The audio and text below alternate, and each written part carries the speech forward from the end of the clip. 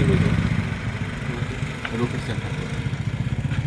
Advocates act section 3 ಉಲ್ಲಂಘನೆ ಅದು ಹಾಕಿದ್ರೆ ನೀವು ಹೆಂಗೆ ಇದು ಮಾಡ್ತೀರಿ ಎಫ್ಐಆರು?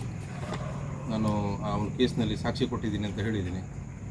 ಒಂದು ಈ ಮಯೂರ್ ನಗರ ಕೇಸ್ನಲ್ಲಿ ವಕಾಲತ್ ಹಾಕಿ ನಾನು ಆರ್ಗ್ಯುಮೆಂಟ್ ಮಾಡಿದ್ದೀನಿ.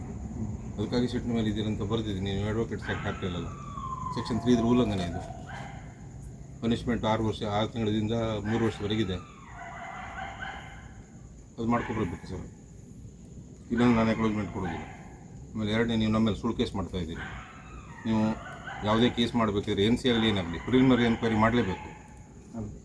ನೀವು ಒಂದಿಗೆ ಬಂದಿದ್ದೀರಿ, ಒಂದಿಗೆಯಲ್ಲಿ ಒಬ್ಬರಾದರೂ ನಾನು ಏನಾದರೂ ಮಾಡಿದ್ದೇನಂತ ಕಂಡು ಬಂದಿದ್ರೆ ಹೇಳಿದರೆ ಅಲ್ಲ, ವಿಚಾರ ಸುಮ್ಮನೆ ಯಾಕೆ ಪಾಪ ನನ್ನ ಸಗಡ ಅವ್ರು ಏನಾದ್ರು ಮಾಡ್ತಾರಂತ ಬಂದು ಬಡ ಹುಡುಗರು ಅವ್ರ ಮೇಲೆ ಎಫ್ಐಆರ್ ಮಾಡಿದ್ದೀರಲ್ರಿ ನೀವು.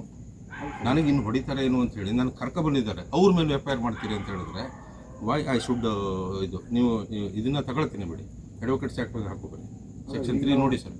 ಕೊಟ್ಟ ಪ್ರಕಾರ ನಾವು ಮಾಡಿ ಇಲ್ಲ, ನಾನು ಅಡ್ವೊಕೇಟ್ಸ್ ಆ್ಯಕ್ಟ್ನ ಉಲ್ಲಂಘನೆ ಬಗ್ಗೆ ಕಂಪ್ಲೇಂಟಲ್ಲಿ ಇನ್ಗ್ರೀಡಿಯೆಂಟ್ಸ್ ಇದೆ ಸರ್. ನಾನು ಮೈ ಇನ್ಗ್ರೀಡಿಯೆಂಟ್ಸ್ ಆದರೆ 6 months to 3 years. So section 3 is applicable. ನೀವು ಅಟ್ಲೀಸ್ಟ್ ನೀವು ನಾಳೆ ಹೋಗ್ಬೇಕಾದ್ರೆ ವಿಚಾರಿಸ್ಕೊಂಡು ಹೋಗಿ. ಇಲ್ಲ ಅಂತಂದರೆ ನಾನು ಅಫ್ಕೋರ್ಸ್ ನಾನು ಜನಸಾಮಾನ್ಯನೇ. ಒಬ್ಬ ಅಡ್ವೊಕೇಟು ಕಂಪ್ಲೇಂಟ್ ಕೊಟ್ಟಾಗ ನಾನು ಅದನ್ನು ಬರೆದಿದ್ದೀನಿ. ಅದ್ರ ಹಿಂದಿನ ಉದ್ದೇಶ ಏನು, ಮೋಟಿವ್ ಏನು, ನನ್ನ ಮೇಲೆ ಕಂಪ್ಲೇಂಟ್ ಈ ರೀತಿ ಮಾಡೋಕ್ಕೆ ಕಾರಣ ಅಂತ ಹೇಳಿದ್ರೆ ನಾನು I have deposed against one case. Secondly I have appeared in a criminal misbehaviour before the additional sessions court against the complaint filed by Gopal Krishna.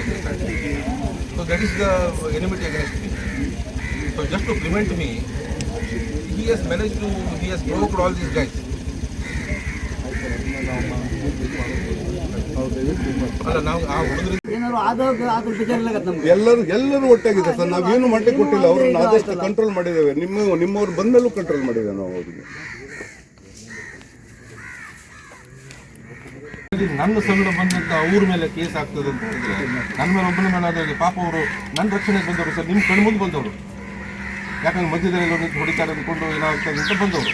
ಅವ್ರ ಮೇಲೆ FIR ಆಗ್ತದೆ ಅಂತ ಹೇಳಿದ್ರೆ ಅವ್ರಿಗೆ ನ್ಯಾಯ ಕೊಡದೆ ನಾಗರಾಜ್ ಚೌಳಿಗೆ ಹೋಗ್ಬಿಟ್ಟ ಕಾರನ್ನು ಅವ್ರ ಹೆಸರು ನನ್ನ ಮೇಲೆ ಮಾಡಿ ಅವ್ರ ಹೆಸರು ಡಿಲೀಟ್ ಮಾಡಿ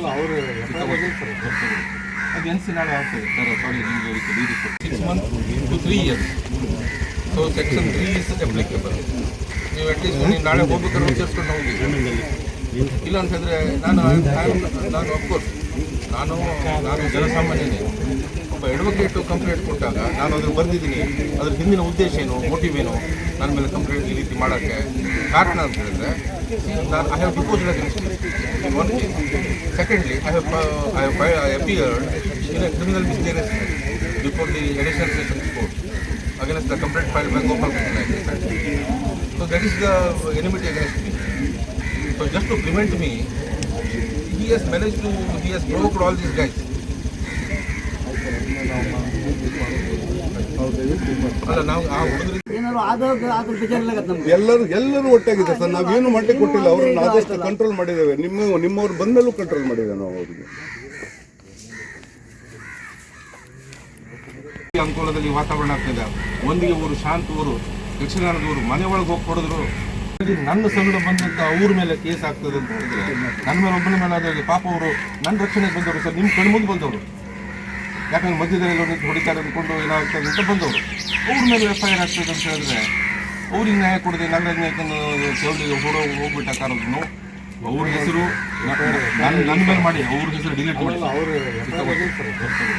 ಅದು NC ನಾಳೆ ಆಗ್ತದೆ ಸರ್. ಸಾರಿ, ನಿಮಗೆ ಮತ್ತು ಆತನ ಸಹಚರರು ಬಂದು ನಿನ್ನೆ ರಾತ್ರಿ ಏನು ನಾವು 10 ಗಂಟೆಗೆ ಸಭೆ ಸೇರದಲ್ಲಿ ಬಂದು ಅವರ ಗುಂಡಾ ಜನರನ್ನು ಪ್ರೋತ್ಸಾಹಿಸಿ ಅವಾಚ್ಯ ಶಬ್ದಗಳಿಂದ ಬೈದು ಜೀವ ಬೆದರಿಕೆ ಕೊಟ್ಟು ನಮ್ಮ ಈ ಕಾರ್ಯಕ್ರಮ ಏನು ಹಾಳು ಮಾಡಲಿಕ್ಕೆ ನೋಡಿದ್ದಾರಲ್ಲ, ಆ ಕುರಿತು ನಾನು ಕಂಪ್ಲೇಂಟ್ ಕೊಡಲಿಕ್ಕೆ ಬಂದಿದ್ದೆ. ಇವತ್ತು ಕಂಪ್ಲೇಂಟ್ ಕೊಡುವಾಗಲೂ ಸಹಿತ ಗೋಪಾಲಕೃಷ್ಣ ನಾಯಕನ ಸಹಚರರು ರಾಜಾರೋಷವಾಗಿ ಪೊಲೀಸ್ ಸ್ಟೇಷನ್ನಲ್ಲಿ ಸುತ್ತಾ ಇದ್ದಾರೆ. ಅದರಲ್ಲಿ ಸೂರಜ್ ನಾಯ್ಕು ಮತ್ತು ನಾರಾಯಣ ನಾಯ್ಕು ಮತ್ತು ಅವನು ಯಾರು ಹನೀಶ್ ಅಂದ್ಕೊಂಡು ಇವರು ಸುತ್ತಾ ಇದ್ದಾರೆ. ಮೇಲಾಗಿ ನಮ್ಮ ಮೇಲೆ ಪ್ರಕರಣ ದಾಖಲಿಸಲಿಕ್ಕೆ ತಯಾರಿ ನಡೀತಾ ಇದೆ. ಆರಾಮಾಗಿ, ಅಂದರೆ complete lawlessness. Gopalakrishna Naik home minister ಆಪ್ತ ಅಂತ ಹೇಳಿಕೊಂಡು ಇವತ್ತು ಅಂಕೋಲಾ ಪೊಲೀಸ್ ಸ್ಟೇಷನ್ನಲ್ಲಿ ನ್ಯಾಯ ಇಲ್ಲದೆ ಇರುವಂಥ ಪರಿಸ್ಥಿತಿ ಇದೆ.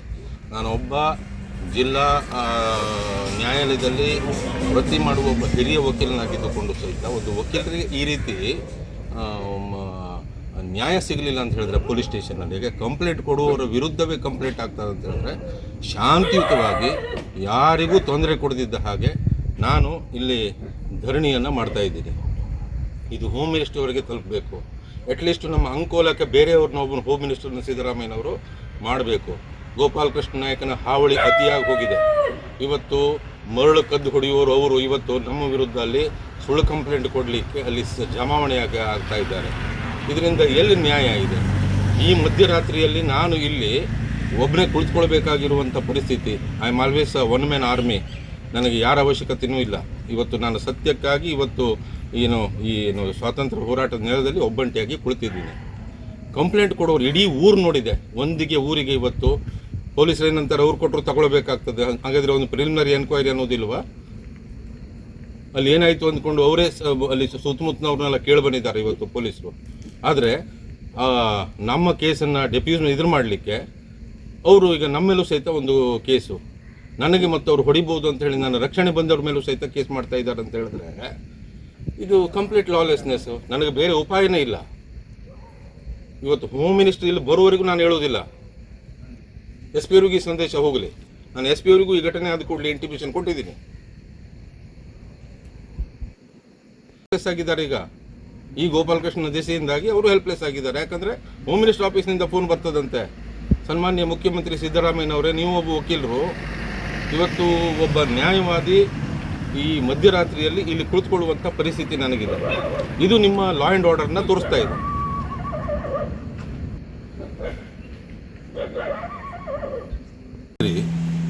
ಆರು 4/26 ಒಂದಿಗೆ ಗ್ರಾಮಸ್ಥರು ಅವರ ಊರಿನಲ್ಲಿ ಅಗಲಿದ ಕಲಾವಿದರ ಹೆಸರಿನಲ್ಲಿ ಕಾರ್ಯಕ್ರಮವನ್ನು ಮಾಡ್ತಿದ್ದರು, ಯಕ್ಷಗಾನದ ಕಾರ್ಯಕ್ರಮ. ಒಬ್ಬ ಯಕ್ಷಗಾನದ ಕಲಾವಿದನೂ ಆದ್ದರಿಂದ ನನ್ನನ್ನು ಕರೆದಿದ್ರು. ನನ್ನನ್ನು ಯಾಕೆ ಕರಿತಿದ್ದೀರಿ ಅಂತ ಹೇಳಿ ಗೋಪಾಲಕೃಷ್ಣ ನಾಯ್ಕು, ಸೂರಜ್ ನಾಯ್ಕು, ನಾರಾಯಣ ಹರೀಶ್ ನಾಯ್ಕು ಮತ್ತು ಮಂಜುನಾಥ್ ಗಣಪತಿ ನಾಯ್ಕು ಇವರು ಒಬ್ಜೆಕ್ಟ್ ಮಾಡಿದ್ರಂತೆ. ಆಮೇಲೆ ಇವತ್ತು ಕಾರ್ಯಕ್ರಮದಲ್ಲಿ ನಾನು ಮಾತನಾಡ್ತಾ ಇರುವಂಥ ಸಂದರ್ಭದಲ್ಲಿ ಕಾರ್ಯಕ್ರಮವನ್ನು ಹಾಳು ಮಾಡುವಂಥ ಉದ್ದೇಶದಿಂದ ಮತ್ತು ನನಗೆ ಅಪಮಾನ ಮಾಡುವಂಥ ಉದ್ದೇಶದಿಂದ ಹನೀಶ್ ಅಂತ ಅನ್ನುವಂಥ ವ್ಯಕ್ತಿ, ಆಮೇಲೆ ಇನ್ನೊಬ್ಬರು ಗೋಪಾಲ್ ನಾಯ್ಕರ ಮಗ ಇನ್ನೊಬ್ಬರು, ಆಮೇಲೆ ಇನ್ನು ಮಂಜುನಾಥ್ ನಾಯ್ಕ, ನಾರಾಯಣ್ ನಾಯ್ಕ ಬಂದು ಅವಾಚ್ಯ ಶಬ್ದಗಳಿಂದ ಬೈದು ಕಾರ್ಯಕ್ರಮವನ್ನು ಹಾಳು ಮಾಡಲಿಕ್ಕೆ ಪ್ರಯತ್ನ ಮಾಡ್ತಿರ್ತಾರೆ. ಇದಕ್ಕೆ ಸ್ಫೂರ್ತಿಯಾಗಿ ಅಂದರೆ ಈ ರೀತಿ ಕೃತ್ಯವನ್ನು ಎಸಗಲಿಕ್ಕೆ ಗೋಪಾಲಕೃಷ್ಣ ರಾಮಚಂದ್ರ ನಾಯ್ಕ ಮತ್ತು ಸೂರಜ್ ನಾಯ್ಕ ಇವರ ಚಿತಾವಣೆ ಸಹಿತ ಇರ್ತದೆ. ಯಾಕಂತ ಹೇಳಿದ್ರೆ ಇದೇ ಗೋಪಾಲಕೃಷ್ಣ ರಾಮಚಂದ್ರ ನಾಯ್ಕರವರ ಮೇಲೆ ಕೆಲವು ದಿನಗಳ ಹಿಂದೆ ಹಲ್ಲೆ ಆಯಿತು ಅನ್ನುವಂಥ ಒಂದು ಆಪಾದನೆ ಇತ್ತು. ಅದರಲ್ಲಿ ಮಯೂರ್ ನಾಯ್ಕ ಅನ್ನುವರ ಮೇಲೆ ಪ್ರಕರಣವನ್ನು ದಾಖಲಿಸಿದರು. ಮಯೂರ್ ನಾಯ್ಕರ ಪರವಾಗಿ ನಾನು ವಾದಿಸಿದ್ದೆ. ಅಷ್ಟೇ ಅಲ್ಲದೆ ಹಿಂದೆ ಇದೇ ಗೋಪಾಲಕೃಷ್ಣ ನಾಯ್ಕು ಮಂಜುನಾಥ್ ಎನ್ನುವರ ಮೇಲೆ ಹಲ್ಲೆ ಮಾಡಿದಾಗ ನಾನು ಐ ವಿಟ್ನೆಸ್ ಆಗಿದ್ದೆ, ಅದರಲ್ಲಿ ಸಾಕ್ಷ್ಯವನ್ನು ನೋಡಿದ್ದೆ. ಇದರಿಂದ ಅವರಿಗೆ ನನ್ನ ಮೇಲೆ ಸಿಟ್ಟಿತ್ತು. ಇವತ್ತು ನಾನು ಅಂಕೋಲಾ ಪೊಲೀಸ್ ಸ್ಟೇಷನಲ್ಲಿ ಬಂದು ಕಂಪ್ಲೇಂಟನ್ನು ಕೊಟ್ಟರೆ ಈ ಪೊಲೀಸರು ಏನು ಮಾಡಿದ್ದಾರೆ ಅಂತ ಹೇಳಿದ್ರೆ ಅವರ ಹೇಳಿಕೆಯ ಮೇರೆಗೆ ನನ್ನ ಮೇಲೆ ಒಂದು ಸುಳ್ಳು ಕಂಪ್ಲೇಂಟನ್ನು ಮತ್ತು ನನ್ನನ್ನು ಸ್ಟೇಷನಿಗೆ ಕರ್ಕೊಂಡು ಬಂದಿರುವಂತಹ ವ್ಯಕ್ತಿಗಳ ವಿರುದ್ಧವೂ ಸಹಿತ ಸುಳ್ಳು ದೂರನ್ನು ದಾಖಲು ಮಾಡ್ತಾ ಇದ್ದಾರೆ ಅನ್ನೋದು ತಿಳಿದು ಬಂದಿದೆ. ಗೋಪಾಲಕೃಷ್ಣ ರಾಮಚಂದ್ರ ನಾಯ್ಕ ಇದನ್ನು ಸನ್ಮಾನ್ಯ ಹೋಮ್ ಮಿನಿಸ್ಟರ್ ಆದ ಪರಮೇಶ್ವರ್ ಅವರ ಆಪ್ತ ಅಂತ ಹೇಳ್ಕೊಡ್ತಿರ್ತಾನೆ. ಇದರಿಂದ ಅಂಕೋಲಾ ಪೊಲೀಸ್ ಸ್ಟೇಷನಲ್ಲಿ ಏನಾಗಿದೆ, ಕಂಪ್ಲೀಟ್ ಲಾಲೆಸ್ನೆಸ್ ಆಗಿದೆ. ಆ ಗೋಪಾಲಕೃಷ್ಣ ರಾಮಚಂದ್ರ ನಾಯ್ಕರ ಮೇಲೆ ಯಾರೂ ಸಹಿತ ಕ್ರಮ ಕೈಗೊಳ್ಳದಿರುವಂಥ ಪರಿಸ್ಥಿತಿ ಇದೆ. ಇದನ್ನು ಖಂಡಿಸಿ ಇವತ್ತು ಮಧ್ಯರಾತ್ರಿಯಲ್ಲಿ ಈ ಪೊಲೀಸ್ ಸ್ಟೇಷನ್ನ ಎದುರುಗಡೆ ಶಾಂತಿಯುತವಾದಂಥ ಧರಣಿಯನ್ನು ನಾನು ಮಾಡ್ತಾ ಇದ್ದೀನಿ. ಯಾಕಂತ ಹೇಳಿದ್ರೆ where the law ends there the tyranny begins ಅಂತ ಹೇಳ್ತಾರೆ. ಎಲ್ಲಿ ಕಾನೂನು ಮುಗಿಯುತ್ತದೆಯೋ ಅಲ್ಲಿ ಸರ್ವಾಧಿಕಾರ ಮುಗಿಲೇಳ್ತದಂತೆ. ಸೊ ಹಾಗಾಗಿ ಈ ಒಂದು ದೌರ್ಜನ್ಯವನ್ನು ನೋಡಿ, ನಮ್ಮ ಮೇಲೆ ಈ ರೀತಿಯ ಅಪಕೃತ್ಯವನ್ನು ಎಸಗಿ, ದುಷ್ಕೃತ್ಯವನ್ನು ಎಸಗಿ, ಈಗ ನಮ್ಮ ಮೇಲೆ ಈ ರೀತಿಯ ಸುಳ್ಳು ಕಂಪ್ಲೇಂಟು ಸಿದ್ಧ ಆಗ್ತಾ ಇದೆ. ನಾನು ಕಂಪ್ಲೇಂಟ್ ಕೊಟ್ಟ ಮೇಲೆ ಆರೋಪಿಗಳು ಇವತ್ತು CCTVಯಲ್ಲೂ ಸಹಿತ ಇವತ್ತು ರೆಕಾರ್ಡ್ ಆಗಿದೆ. ಆರೋಪಿಗಳು ಆರಾಮಾಗಿ ವಜಾವಶದಿಂದ ಇವತ್ತು ತಿರುಗ್ತಾ ಇದ್ದಾರೆ. ಸೊ ನಾನು ಇವತ್ತು ಪೊಲೀಸ್ ಸ್ಟೇಷನ್ನ ಎದುರಿಗೆ ಇವತ್ತು ಧರಣಿಯನ್ನು ಕೂತ್ಕೊಳ್ತಾ ಇದ್ದೀನಿ. ಧನ್ಯವಾದ.